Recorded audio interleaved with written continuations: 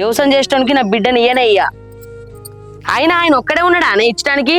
లోకం మీద బొచ్చడు మంది నౌకరీ చేస్తాడు, మా దొరుకుతారు నా బిడ్డకు.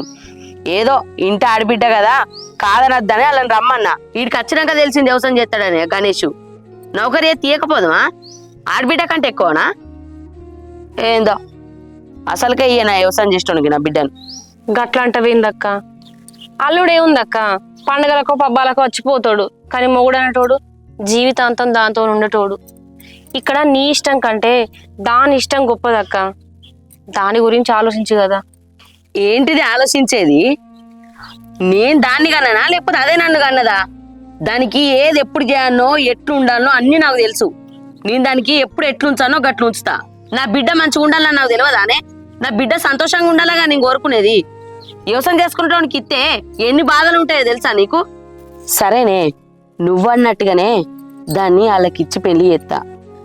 రేపటాళ్ళ వాళ్ళ అత్త మంచాల పడుతుంది. అప్పుడు వ్యవసాయం పని అంతా ఎవరు చూసుకోనే? నా బిడ్డ చూసుకోవాలి. నాటేయడానికి పత్తి కలచడానికి అన్నిటికీ నా బిడ్డనే పోవాలి. అది ఎండల నల్లగా అవుతుంది పనిచేసి. సరే తీయే, అది పోని. ఏదో దాని వ్యవసాయం పని అది చేసుకుందాం అనుకున్నాం. రేపటాళ్ళ పెట్టుబడి కానీ దీనికని దానికని అప్పులైతే నా అల్లుడు ఏమంటాడో తెలుసా? ఆర్తి మనకు పెట్టుబడికి పైసలు లేవు, ఇన్ని అప్పులైనాయి, ఎట్లనే నీ దగ్గర బంగారం ఉన్నది కదా, మీ అవ్వగారింటి కాంచి పట్టుకరా అంటాడు. అప్పుడు పరిస్థితి ఏందే? నీకోటి చెప్పన్నానే, రైతుల మీద బంగారం పెండ్లాల మీద కన్నా బ్యాంకులలోనే ఎక్కువ ఉంటది. ఎందుకంటే నేను కూడా ఓ రైతు బిడ్డనేనే. నా అయ్య వ్యవసాయం చేస్తాడు.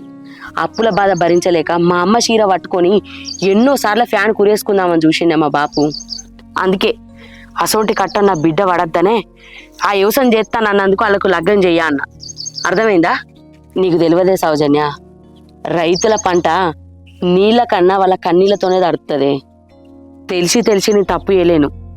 నా బిడ్డను వ్యవసాయం చేసుకునేటానికి అస్సలకే పెళ్లి చేయ.